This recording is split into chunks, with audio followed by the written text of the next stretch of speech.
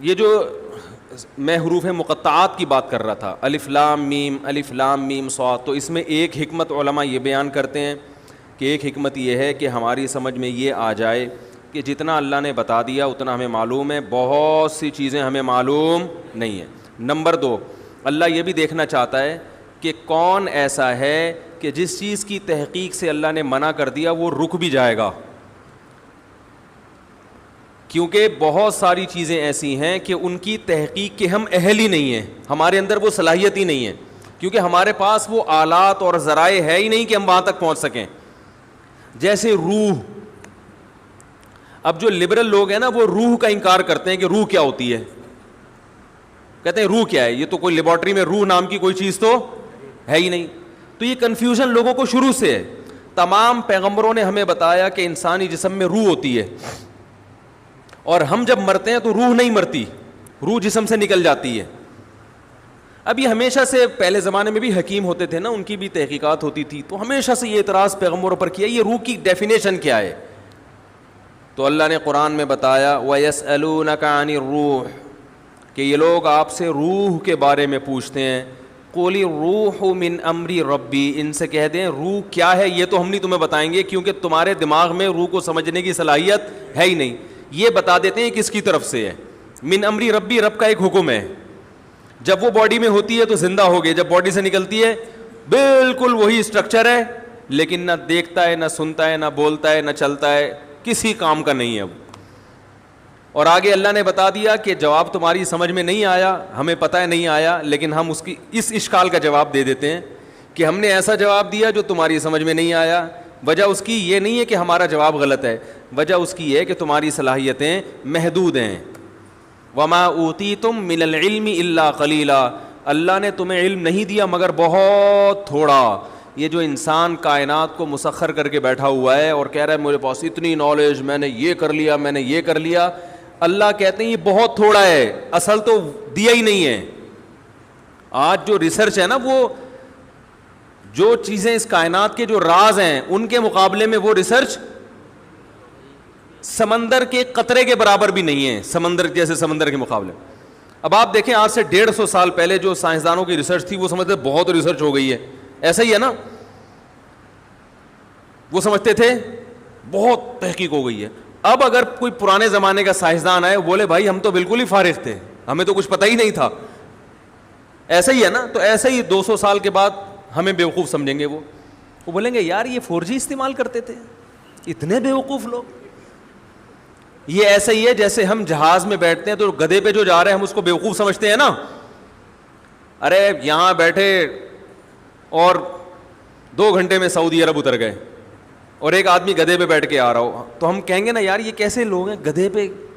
تو کئی سال لگ جائیں گے اس کو، اور اس دوران گدھا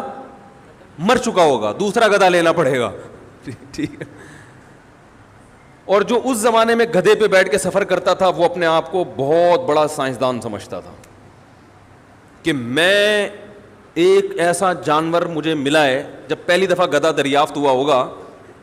پہلی دفعہ، بھائی شروع میں تو انسان پیدل سفر کرتا تھا نا، جب پہلی دفعہ انسان نے کسی گدھے کو دیکھا ہوگا تو پہلے تو ڈرا ہوگا کہ یہ کہیں شیر کی طرح حملہ نہ کر دے، ہے بھائی، پتہ نہیں اس کی پیٹھ پہ بیٹھیں گے تو ہڈی نہ ٹوٹ جائے اس کی۔ تو یہ کیا ٹرائی کی ہوگی نا، بہت سے جانور ٹرائی کیے ہوں گے، انہوں نے زیبرے کو بھی ٹرائی کر کے دیکھا ہوگا، اس نے زیبرے کی لات میں کہتے ہیں سب سے زیادہ طاقت ہے، چوپائے جتنے زمین پہ چلتے ہیں نا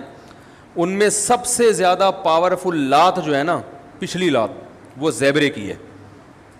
وہ اگر مار دے تو جبڑا پھاڑ دیتا ہے انسان کا، کہتے اتنی پاور۔ میں تنزانیہ گیا تو وہاں ایک عالم تھے انڈیا کے، وہ عالم ہونے کے ساتھ ساتھ انہوں نے کچھ PhD وغیرہ کیا ہوا تھا جانوروں میں، یعنی علم دین بھی تھا اور دنیا کا بھی کافی علم تھا ان کے پاس، وہ جانوروں کے بارے میں کافی معلومات تھے۔ تو میں نے ان کو پکڑ لیا، میں نے کہا مجھے ذرا زیبرے کے بارے میں رپورٹ پیش کریں ذرا۔ تو انہوں نے زیبرے کے بارے میں عجیب عجیب باتیں بتائیں، اس میں ایک یہ بات بھی کہ اس کی جو پچھلی لات ہے نا، یعنی یہ اگر شکار بھی آپ نے کیا، گن سے اس کو مارا ہے، قریب گئے ذبح کرنے کے لیے تو لات سے دور رہیں آپ،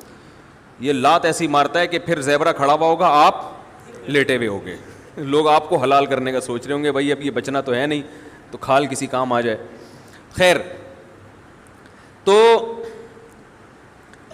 کیا بات کر رہا تھا یار میں, باتیں ادھر ادھر بہت ہیں. ہاں, گدھا جب دریافت ہوا ہوگا فرسٹ ٹائم, تو اس کے بارے میں بھی تو لوگوں نے, یہ بھی تو ایک ریسرچ تھی نا, تحقیق تھی کہ یار یہ سواری کے قابل ہے یا نہیں, اس سے ہم کیا کام لے سکتے ہیں.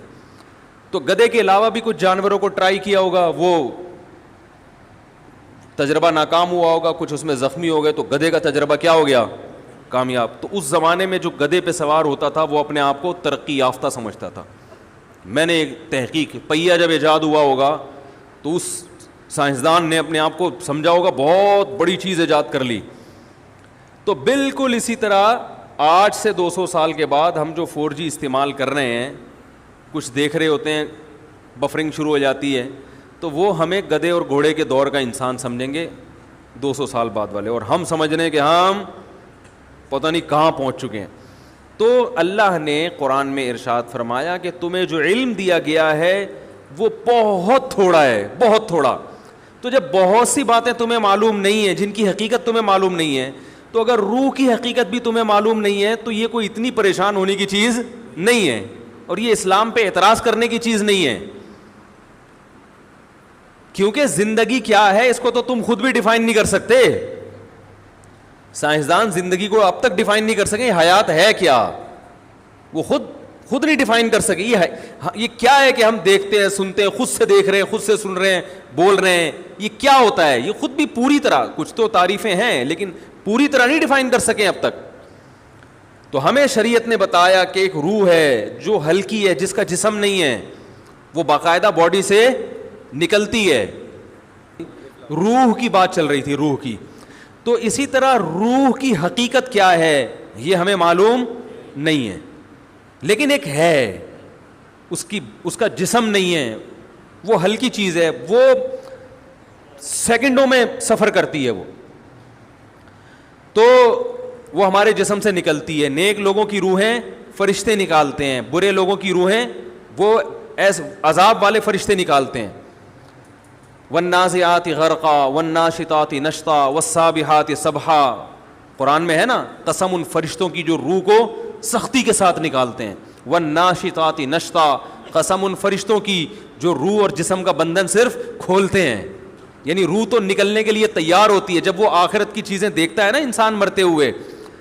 اور جنت کی اور وہ نعمتیں اس کو نظر آتی ہیں, تو روح تڑپتی ہے کہ میں اس جسم سے آزاد ہو جاؤں,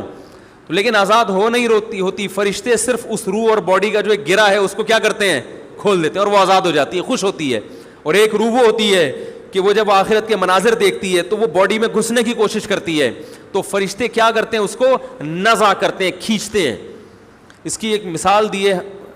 بعض صحابہ نے کہ جیسے مخمل کا کپڑا جھاڑیوں میں پھنس جائے کتنا مشکل ہے اس کو نکالنا, تو ایسے برے آدمی کی روح کو گھسیٹ کے نکالا جاتا ہے. تو حقیقت ہے, سائنس یہاں تک نہیں پہنچی, تو یہ